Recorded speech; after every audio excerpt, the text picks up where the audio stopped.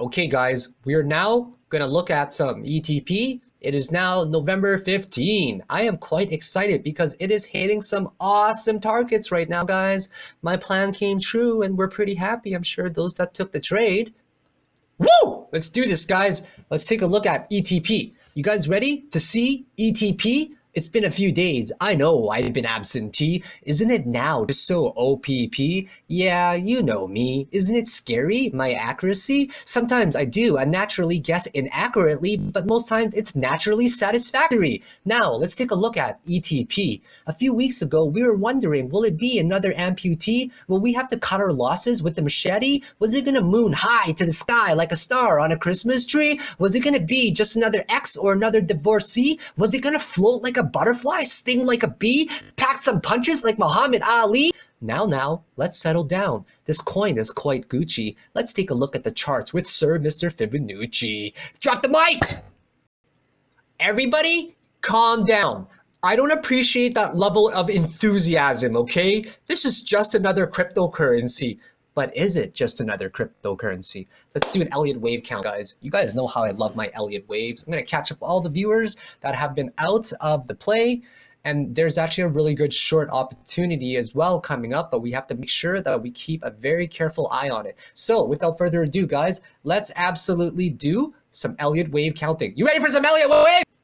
When I just yelled there for a moment, I wasn't yelling at you guys, okay? I was actually hoping for my dog to respond, but she just looked at me like, this guy's crazy, Elliott Wave. What's Elliott Wave? Who is Elliott Wave? I'm so jealous. Is there another dog in your life named Elliott? Who's this wave dude? Okay, let's definitely start analyzing this, guys. This is how I'm going to count Sir Elliott Wave on a 4-hour time frame. I'm going to call this guy at the beginning of time pretty much. 1. And we'll have 1, 2, 3. This guy will be satisfactory. A, B, C, D, E correction there. This one right here will be 3. Actually, I'm doing it wrong right now, but I'll extend it right there. This will be 3 right there. That looks perfect to me. There we go. And then what we'll see inside of this subwave is just a small 1, a small 2 there, and this will be 3, and this will be 4, and that will be 5. Let's analyze it even further for the people that would like to see. You don't really see it in here. Actually, I'd probably move this one. I keep messing that one up. There we go. Something like that. A super small 1, we'll call it. I know it's not that proportional, but it makes sense to me and we can do that. It fits all the rules. So inside of this one, we have 1, 2, and this one here is 3 and 4, and we have 5. So within this wave, from 2 to 3, we have 5 small subwaves. And it fits the requirement as this one as the 4th one because it does an ABC correction right in there like that. And this also does 5 perfect waves up here where we go 1, 2, we go 3, 4, and an extended 5th wave all the way up there. So to me, that's a beautiful Elliott wave. Yeah, it definitely fits all of my requirements, 100%. But that's all in hindsight, right? I just want to show you guys how to go over that count really quickly. So now what we're going to count here is try to count 5. Let's try to do this together. 1, say 2, 3, 4 does not retrace to the first one. That's a good, perfect zigzag pattern right there. So we now have our first wave coming down like that. Do we have an ABC correction anywhere? Yes, we sure do. ABC. So this one's going to be 2.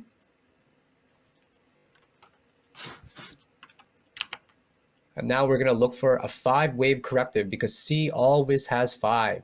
We're going to look for 1, 2, 3, 4. That can be definitely 1. That can be 2. This can be, can it be 3? Yeah, it can be 3. 4, perfect. And 5. Let's see if the magnitude is about the same.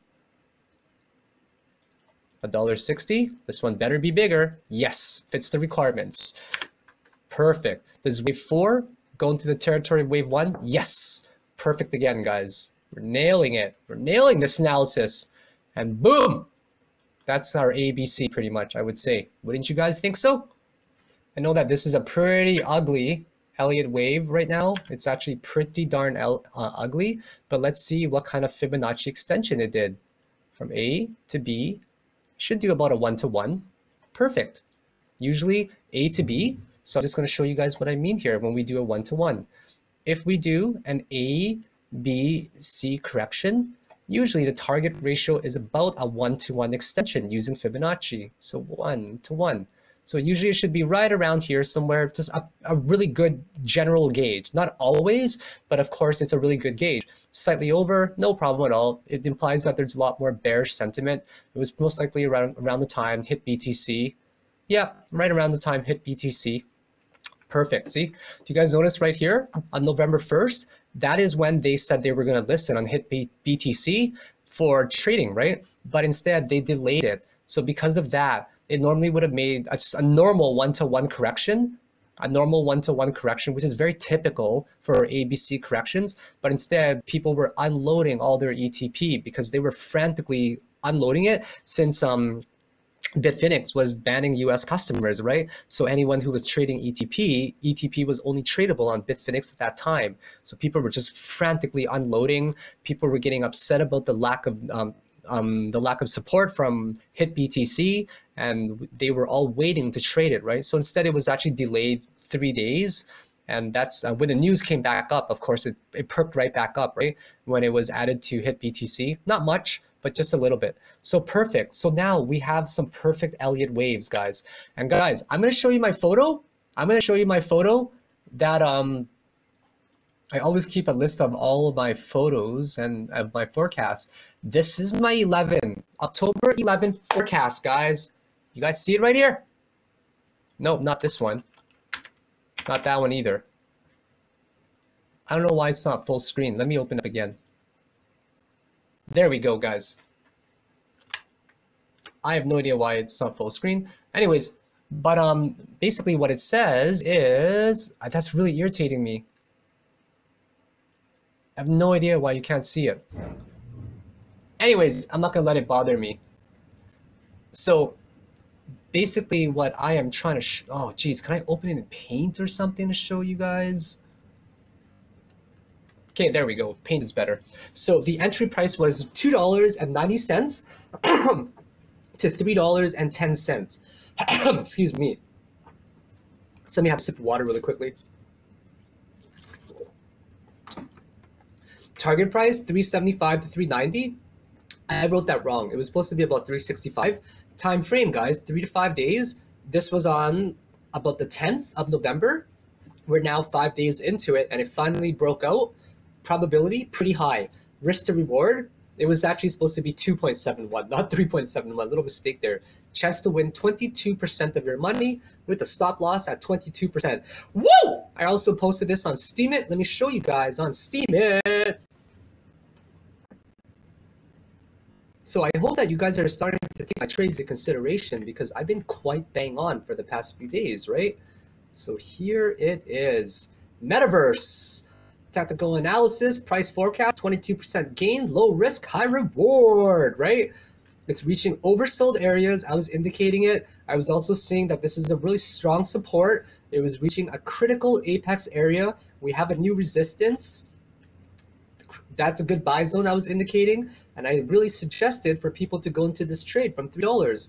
And guess what we're at right now, guys? We hit a high today.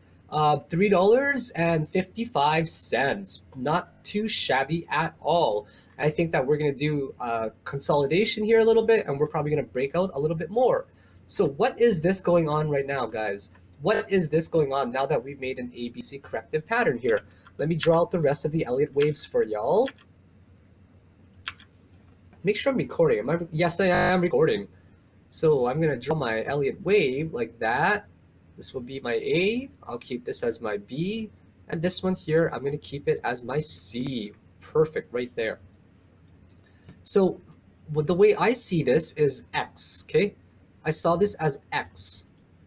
And the reason I call it an X point is because it couldn't break out to start its wave 2.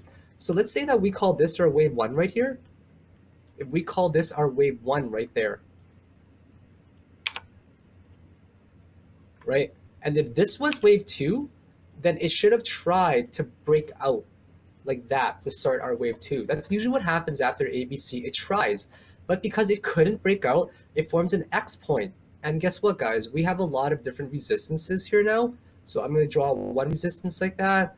I'm going to draw a second resistance point like that. So right now, this is a pretty critical point, okay? Right here, connecting these two lines, we got a pretty massive critical resistance area. There's one resistance area right there. There's also another resistance area right there. So we have to, first of all, this one might be a little bit off. Let's make sure that I draw it properly here. Yeah, it doesn't quite reach it, but I think it's going to get to it, even though it's getting some nasty, nasty candles right now. Give it a little bit of time. We'll see how the correction actually goes first. So what I was suggesting for people was to treat this area as a buy zone right there. We were getting a massive support right here, just kind of around this area, we can see, whether it's horizontal or whether it's kind of a diagonal a little bit, however you want to see it for now. Really up to you guys. I see it kind of just intersecting all of that. So either way, right, I see it as a really, really strong support. So that's how I absolutely saw it. Not only that, I was connecting a bunch of lines like this as well, using this as a massive, massive support area. And what do we see, guys, right? What we see is this support area and this right here. It was intersecting, and that's how we knew it was a buy zone. We were getting a massive support area all the way from over here as a trend line, and we were also getting this right here as well, getting support. So because of these lines intersecting like that, we can consider it a very strong buy zone. It doesn't really want to get lower than here, guys. So I bought myself 2,500 ETP right there, and I sold her pretty much right at the top, around 350 or 345-ish. So what kind of profit did I make right there? I made myself about a 20% profit there in a pretty big position size. Not too bad, pretty happy with it. Although right now, what I'm looking for, guys, what I'm looking for is for it to do this right here. So because this is an X pattern right here, we can call this A, okay? We can call this A right around to that area because it was bottoming out right there. So what I will assume next is that it will do some sort of touch here or some sort of touch right there. Not sure exactly which one it's going to touch yet. It just entirely depends on so many things right now, okay? In fact, it might not even touch there. This might be the very top already, so I'm just paying very close attention because there's a short opportunity coming up, okay? There's a short opportunity coming up. If this was A right here, or we'll just assume that this is B right here for now, okay? Let's assume that that's B for now and this is still a potential. Then what we're waiting for next, I'm going to actually delete a lot of this now. Actually, no, we'll leave it there. Is for another touch to somewhere here or to somewhere right down over there. Because now this will be an ABC pattern. And I forgot to mention that here now becomes an X, or sorry, a W point, and now we're going to get a W, X, and a Y. And from W, X to Y, that goes from here to there, we're actually going to get this right here. We have an A, we have a B, and we have a C. Does that make sense? Cool. So what I'm getting to is we have an A, B, C, and because 2 did not actually break out of there whatsoever, 2 didn't break out of there whatsoever, we call this point an X now. And we know it's an X point, well, we're now waiting for basically, I'm going to delete that. I'll put it right here. We know that from X to where Y ends, which will be right here. Whoops, sorry about that. That's Y right there.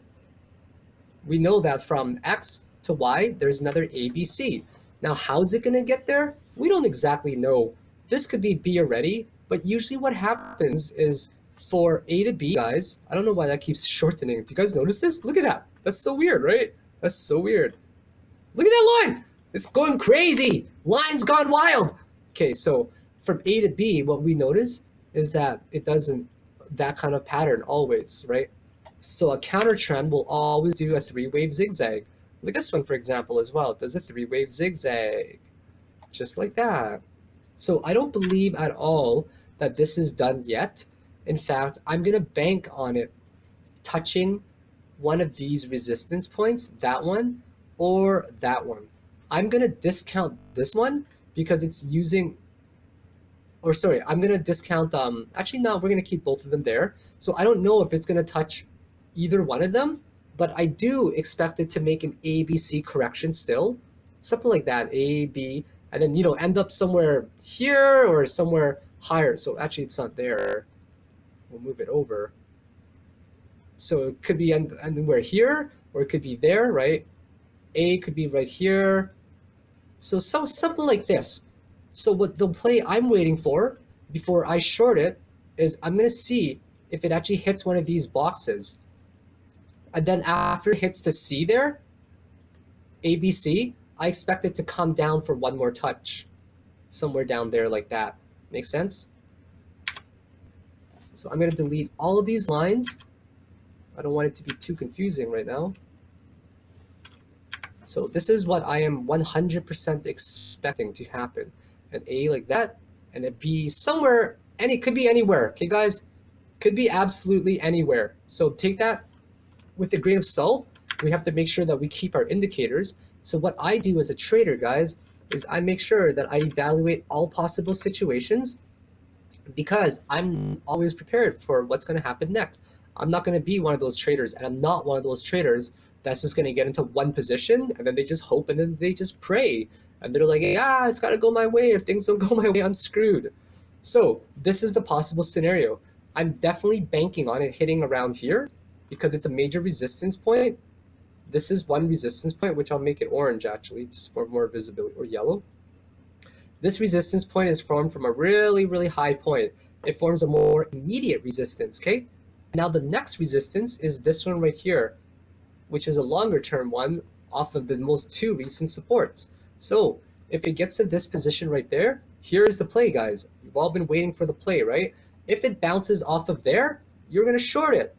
You're going to short it to one of these resistance lines, okay? This right here was a really strong resistance line, or support line if you've noticed, right? It bounced off of it. So why would we not expect it to not play in this wedge pattern now, right? Why would we not expect it to play in that wedge pattern, right? If it doesn't play in that wedge pattern, it might play in this wedge pattern instead. But more likely, I'm banking on this guy right here. I'm 100% banking on getting into one of these zones, okay? It'll test right here just for a little bit, I think. We see it kind of climbing back up already, if you've noticed, right? It's definitely climbing back up there. So if it hits this point, guys, what I'm going to do is I'm going to short the market. I'm definitely going to short the market if it bounces off of there, okay? So we're going to assume two possible plays. You guys are you're gonna play it off of here, or you're gonna short it off of here. But you also have to make sure that you confirm that it's bouncing off of there first. So don't just assume right away. This is just making a really wild extrapolation guess. So now, guys, I'm gonna write out the case-by-case scenarios. This is basically gonna be the target, okay? This is gonna be the target. I'm gonna write it out, then I'll come right back. All right, I have it all written out. So this is case one, which we will call case one. And you guys have to be very careful of which one you enter. Depending on which one you enter, it has more risk, of course, right? It has way more risk. And I know that one of them will be right, and I will actually probably enter both of them, knowing me. So you notice we're upticking already. So this is case two, which I will make it all a different color to make it more distinguishable. There we go. So case one, guys, it is right here where we're using this yellow resistance line, okay? I should probably switch the colors around. That should be yellow, and this one will be bluish. There we go. So case one is on the yellow resistance line that's formed from right here. If that is the top, guys, and you could make sure you guys are looking at your indicators. That is so important that you're looking at your indicators, okay? Don't just go into it blindly. You guys also have to confirm, right? So case one, your stop loss is your entry is right around there at around 352. Your target is actually different. I'm gonna try to get that little icon. Assume symmetry, like that. Our target is around $3.11, as you can see there. Stop loss is at 385 in case it gets higher. Probability about 60% only. It's actually pretty low. okay? It's actually very, very low, I'd say, compared to the other one. Chance to gain about 12%, chance to lose about 9%. Time frame, about 3 to 4 days. Now this one right here is better, in my opinion, but we never know if we'll reach that specific target first, right? So let's drag this B location up there, make it symmetric, just like that about. Now our stop loss is still the same, actually, 385. And you guys know I always give your flip a coin scenario, right?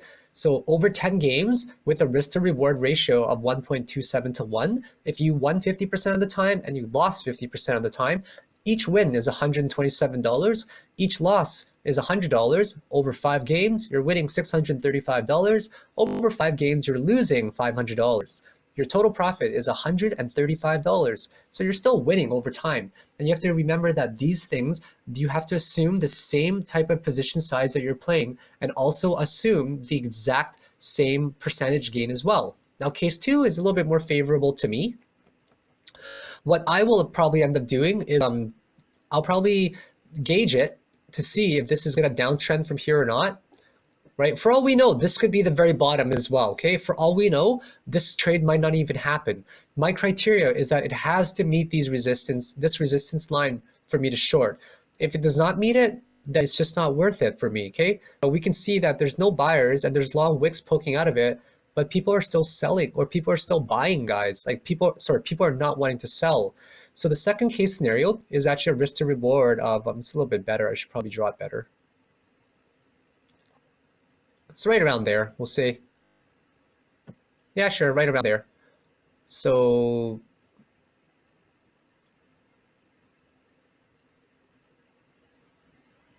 whoops, I'm trying to just get it nailed in here.